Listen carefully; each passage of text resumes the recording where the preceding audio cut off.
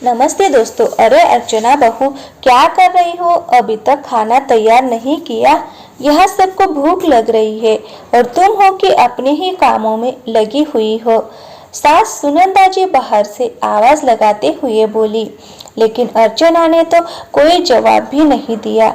ये देखकर सासू माँ तमतमाती हुई सोफे पर से उठी और सीधा उसके कमरे की तरफ पैर पटकती हुई आई। जाकर कमरे के दरवाजे पर खड़ी हुई तो देखा तो अर्चना तो कमरे में भी नहीं थी। पता नहीं कहाँ चली गई। शाम के खाने का समय हो चुका है और ये है कि रसोई में ही नहीं है, जैसे ही घर में कोई नौकर चाकर लगे हो खाना बनाने के लिए। बड़बड़ाती हुई वो पूरे घर में घूम गई, लेकिन अर्चना उन्हें कहीं भी नहीं मिली। ये देखकर उन्हें अर्चना की कोई चिंता नहीं हुई, बल्कि उन्हें तो उस पर गुस्सा आ रहा था। अरे भला ये भी कोई बात होती है? कहीं बाहर गई है तो बोलकर जाती और जाने से पहले खाना तैयार करके जाती। कम से कम हम तो अपना पेट भर लेते। अभी थोड़ी देर में छोटी बहू भी अपने मायके से आ जाएगी। आज उन्हें सरप्राइज देने वहां गई थी, खुद ही सरप्राइज हो गई। घर पर तो ताला लगा हुआ था। बेचारी वो भी थकी हारी आएगी। कम से कम खाना सबको समय पर मिलना चाहिए, पर यह बात बड़ी बहू को समझ में आए तब ना। मुफ्त का खाना जो मिल रहा है। बड़बड़ाती हुई वो वापस आई और आकर सोफे पर थम से बैठ गई। सोफे पर बैठी बैठे ही अपनी बहू अर्चना पर गुस्सा हो रही थी। उन्हें तो ये भी याद नहीं था कि छोटी बहू के मायके जाने से पहले ही इतना हंगामा हुआ था, लेकिन उनके लिए ये हंगामा तो बहुत नॉर्मल सी बात थी। ये सब नॉर्मल नहीं था तो सिर्फ अर्चना और उसके पति सागर के लिए। सुनंदा जी इस संयुक्त परिवार की मुखिया थी। घर में बड़े बेटे बहू सागर और अर्चना और उनका एक बेटा 5 वर्षीय आदर्श और छोटे बेटे बहू पंकज और मीना भी रहते थे।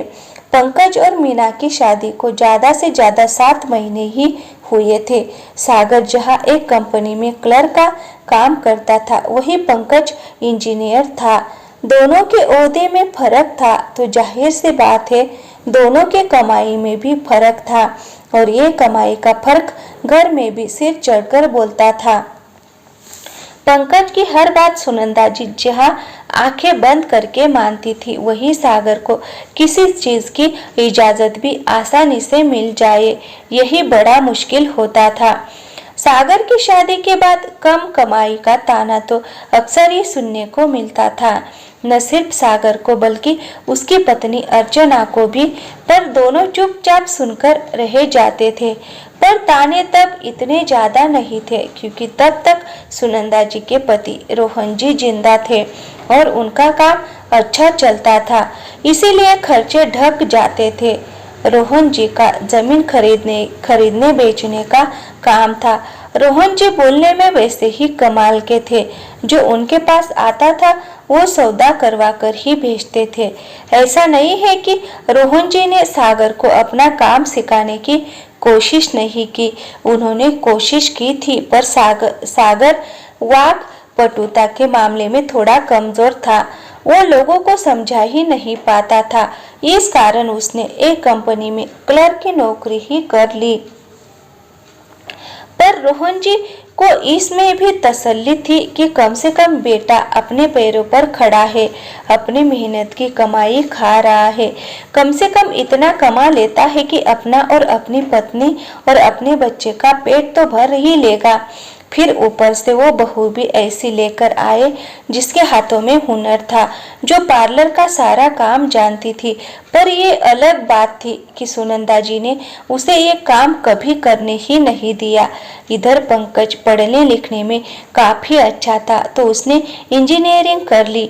इंजीनियरिंग के आखिरी साल में था तब एक हादसे में रोहन जी की मृत्यु हो गई और वो वहीं से सब कुछ बदल गया। रोहन जी की जो सेविंग थी और जो इंश्योरेंस के पैसे आए थे वो सब तो सुनंदा जी ने अपने पास रख लिए, यह कहकर कि पंकज की शादी में काम आएंगे।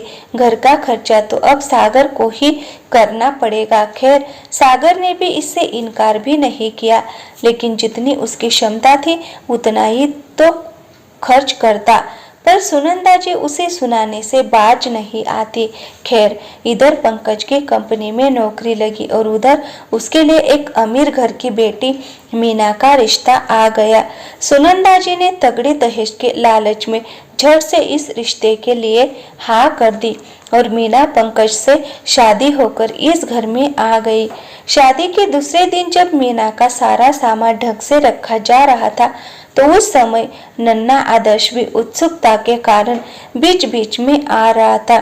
इधर अर्चना घर में रुके रिश्तेदारों के मेहमान नवाजी में लगी हुई थी कि तभी सुनंदा जी डांटते हुए बोली, बड़ी बहू अपने इस शैतान बेटे को संभालो, देखो बार बार बीच में आ रहा है, अभी बेवजह किसी कीमती चीज का नुकसान कर देगा, फिर तुम्हारे और तुम्हारे पति की बस की तो बात भी नहीं है कि उसकी जगह कोई नई चीज दिलवा भी दे। ये सुनकर सभी रिश्तेदार सुनंदा जी की तरफ देखने लगे। वही अर्चना झेप गई, उससे कुछ कहते नहीं बना। उसने आदर्श को गोद में उठाया और चुपचाप कमरे में लेकर चली गई। इधर सागर ने भी सुना तो उसको भी इस बात का काफी बुरा लगा, लेकिन जब माँ ही ऐसा कहे तो क्या कर सकते हैं, इसीलिए सागर चुप रहा। पर धीरे धीरे मीना को समझ में आने लगा कि इस घर में अर्चना और सागर की नहीं चलती। पंकज की कमाई अच्छी है, इसीलिए पंकज के खिलाफ सुनंदा जी कुछ नहीं कहती, तो जाहिर सी बात है कि अब मीना का सिक्का ही इस घर में बोलेगा। बस ये बात मीना के दिमाग पर हावी हो चुकी थी, इसीलिए उसने घर के कामों में भी कोई खास रुचि नहीं दिखाई। उसे सिर्फ सुनंदा जी से और पंकज से प्यार से बातें करनी होती थी, बाकी के तो वो कुछ भी सुना देती थी। 5 साल के छोटे से आदर्श को तो वो अपने कमरे में भी नहीं आने देती थी। घूमना फिरना, किट्टी पार्टी करना, मीना को तो बस इसी में मजा आता था। जबकि सच तो ये था कि जितने पैसे सागर घर के खर्चे के लिए देता था उतने ही पंकज देता था। हाँ, बस कमाई पंकज की ज्यादा थी, इसीलिए उसका सिक्का सुनंदा जी के सिर चढ़कर बोलता था। 1-2 बार अर्चना ने उसे घर के काम के लिए भी कहा तो सुनंदा जी ने हंगामा कर दिया, अब कम से कम कमाई इतनी नहीं है तो घर के कामों में तो मदद कर ही सकते हो, खर्चे तो तुमसे बराबर होते नहीं हैं और घर के कामों में भी तुम्हें रोना आता है। अब आज की तो बात मान लो, मीना को पंकज के साथ अपने मायके जाना था तो तैयार होने के लिए उसने अपना सूट निकालकर पलंग पर रखा था और हाथ मुंह धोने बाथरूम में चली गई थी। घर के सारे सदस्य बाहर बैठे हुए थे। अर्चना रसोई में काम कर रही थी, तभी आदर्श खेलते खेलते उसके कमरे में आ गया। जब कमरे में आया तो देखा ड्रेसिंग टेबल पर परफ्यूम की बोतल रखी हुई थी। उस बोतल का डिजाइन इतना सुंदर था कि वो उसे देखने उसके पास चला गया और वो बोतल उठाकर उसे देखने लगा। अभी उसे उलट पलट कर देख ही रहा था कि उसके हाथ से वो बोतल छूटकर गिर गई और गिरते ही टूट गई। आवाज सुनकर मीना दौड़ती हुई बाहर आई। बोतल टूटी हुई देखकर और आदर्श को उसके पास खड़े देखकर मीना का गुस्सा 7वें आसमान पर पहुंच गया और उसने आदर्श को थप्पड़ दे मारा।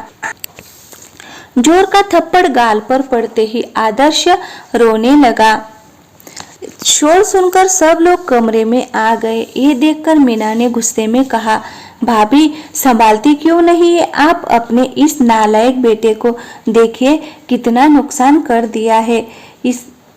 इसने कहती हुई मीना आदर्श को दूसरा थप्पड़ मारने ही वाली थी कि अर्चना ने उसका हाथ रोक दिया और आदर्श को अपनी गोद में लेकर बोली, मीना वो बच्चा है, गलती हो गई उससे, इसका मतलब ये नहीं कि तुम उसे बार बार मारो, गलती हो गई। आपको पता भी है यह परफ्यूम कितना महंगा आता है। मीना गुस्से में बोली, देखो मीना, आदर्श बच्चा है, उससे गलती हो गई, पर तुम तो शांति रखो। सागर बीच में बोला, भैया क्या शांति रखे, वो गलत नहीं कह रही है। यह परफ्यूम की बोतल इतनी सस्ती नहीं आती है, काफी महंगा परफ्यूम है। आपको क्या पता, आपने कभी अपनी जिंदगी में इस्तेमाल भी किया है? इसे अचानक पंकज बीच में बोला। ये देखकर सागर हैरान होकर उसकी तरफ देखने लगा। अरे इन्हें क्या पता सब कुछ मुफ्त का जो मिल रहा है। तुम कमाते जाओ, ये लुटाते जाएंगे, इनकी औकात इतनी ही है। बस मीना बीच में बोली, बस करो मीना, तुम्हें शर्म नहीं आ रही कि तुम अपने जेठ से बात कर रही है? ओहदे उम्र के दोनों में वो तुमसे बड़े हैं, सम्मान के अधिकारी है। अब की बार अर्चना ने कहा, माफ करना भाभी, माना कि ओहदे और उम्र में छोटी जरूर हो, पर कमाई के मामले में मेरा पति आप लोगों से बड़ा है, इसीलिए अपनी आवाज जरा नीचे करके ही बात करना मुझसे। वैसे भी घर में जिसका पति अच्छा कमाता है उसी की तूती बोलती है, मीना ने कहा। ये सुनकर अर्चना और सागर ने सुनंदा जी की तरफ देखा तो सुनंदा जी बोली, अब क्या बात का बतंगड़ बनाए जा रहे हो तुम लोग? जाओ जाकर अपना काम करो। नहीं मम्मी, आज मुझे जानना है कि मेरा इस घर में क्या स्थान है। क्या तुम्हारी छोटी बहू को हक है कि वो मुझसे और मेरी पत्नी से इस तरह से बात कर सकती है? सागर ने कहा। सुनंदा जी ने पंकज की तरफ देखा और बोली, बेटा सम्मान कमाया जाता है, ओहदे और उम्र में सम्मान नहीं मिलता, इसमें कमाई बहुत महत्वपूर्ण होती है। पति की कमाई का स्टेटस ही बता देता है कि पत्नी की क्या इज्जत है। बाकी तुम दोनों खुद समझदार हो, कहकर सुनंदा जी बाहर आ गई। इधर पंकज और मीना भी तैयार होकर मीना के मायके रवाना हो गए, पर सागर और अर्चना को ये बात बहुत बुरी तरह से चुभी थी। खैर थोड़ी देर बाद पंकज और मीना भी घर आ गए और आते से ही बोले, मम्मी बहुत जोर से भूख लग रही है, फटाफट से खाना लगवा दो। अरे वो महारानी घर पर हो तो खाना बनेगा ना, अभी तक खाना ही नहीं बना है, पता नहीं कहाँ गई है बिना बोले। सुनंदा जी ने जवाब दिया, हे भगवान बहुत जोर से भूख लग रही है, तुम कुछ बाहर से ऑर्डर कर लो, मुझसे तो भूखे नहीं जा रहा। कहकर मीना भी वही सोफे पर पसर गई। अभी पंकज मोबाइल निकालकर ऑर्डर करने ही जा रहा था कि इतने में अर्चना आदर्श को लेकर आ गई। उसे देखते ही सुनंदा जी बोली, कहा थी अब तक यहाँ सबको भूख लग रही है और महारानी बाहर घूम रही है, पता नहीं क्या है, सब खाने के वक्त है। अब फटाफट रसोई में जा और सबके लिए खाना बना। मम्मी जी आपकी एक बहू और भी है, उसे कहिए वो बना लेगी। कहकर अर्चना अपने कमरे में चली गई। तब तक सागर भी घर में आ गया था। उसे देखते ही सुनंदा जी गुस्से में तमतमाती हुई बोली, ये आज तेरी पत्नी के इतने पर कैसे निकल आए जो खाना बनाने से इनकार कर रही है? घर में नौकर चाकर लगा लिए क्या तुम लोगों ने? नहीं मम्मी, हमने नौकर चाकर नहीं लगाए, बल्कि हमने अपने रहने का बंदोबस्त कहीं और कर लिया है। वैसे भी हम अपने खर्चों का बोझ आप लोगों पर नहीं डालेंगे। आपने इतने दिन मुझे और मेरे परिवार को पाल लिया, उसके लिए बहुत बहुत धन्यवाद। बस इससे ज्यादा मैं आपको ऐसा नहीं झेल पाऊंगा। कहकर सागर भी अपने कमरे में चला गया।